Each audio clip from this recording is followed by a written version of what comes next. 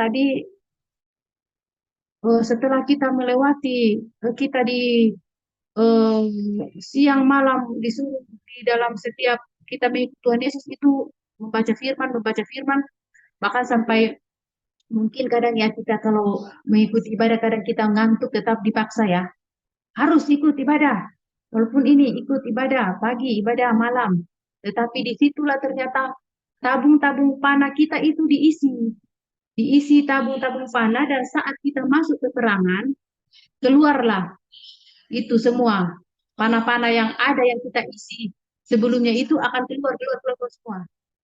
Nah, seandainya kita tidak pernah mengisi tabung panah kita, tidak pernah mengisi perlengkapan senjata kita oleh firman, karena firman adalah perlengkapan senjata, maka apa yang akan keluar ketika kita masuk dalam peperangan? Maka kita akan hancur dan babak belur dan tumbang. Karena itu yang saya alami. Saya mengalami seperti rasanya bagaimana ditinggalkan. Saya kehilangan harapan. Saya kehilangan sukacita. Damai sejahtera saya hilang. Fisik saya habis. Karena apa? Karena kita masuk dalam peperangan melawan diri kita sendiri. Bahwa di dalam diri kita ini sebenarnya kita senantiasa berkata Tuhan nomor satu. Tetapi di dalam peperangan kita dibongkar bahwa sebenarnya kamu ini adalah seperti ini. Masih banyak yang harus dibenahi. Masih harus yang harus diperbaiki. Dan firman itulah yang keluar menjadi senjata-senjata melawan semua tipu daya iblis.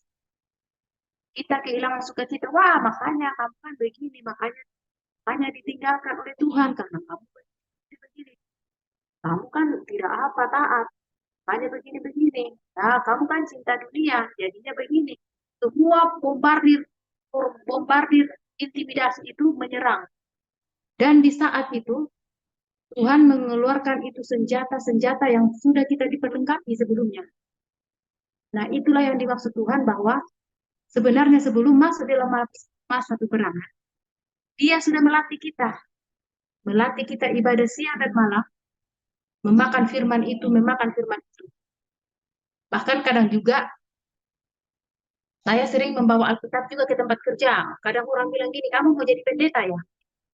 Oh, firman terus. Ayo, kalau mau belajar firman sama saya. Nanti kamu apa kalau belajar sendiri? Karena kayak kayak harus saya baca, karena tidak bisa tanpa firman begitu. Nah, ternyata di masa peperangan inilah kita bersyukur dan memuji Tuhan bahwa Tuhan mengatakan, kalungkanlah itu pada lehermu, renungkanlah itu siang dan malam. Bukan cuma teori, tetapi pernah juga saya mengatakan begini, kita itu harus dibentuk seperti emas sehingga kita itu timbul seperti emas yang murni. Dan ketika masuk di peleburan, disitulah daging kita berteriak minta ampun di hadapan Tuhan, bahwa terkadang yang kamu ucapkan di teori harus sebenarnya di prakteknya itulah yang Tuhan mau. Nah, itulah menjadi perbekalan kita di peperangan. Karena Tuhan itu adalah firman itu sendiri. Dan itulah yang saya dapatkan tadi. Apapun yang kita hadapi saat ini, Tuhan tidak pernah meninggalkan kita. Dan 9 buah roh, damai sejahtera semuanya itu kasih semuanya harus kita miliki. Kalau ada satu yang kurang, berarti ada yang tidak beres dalam diri kita.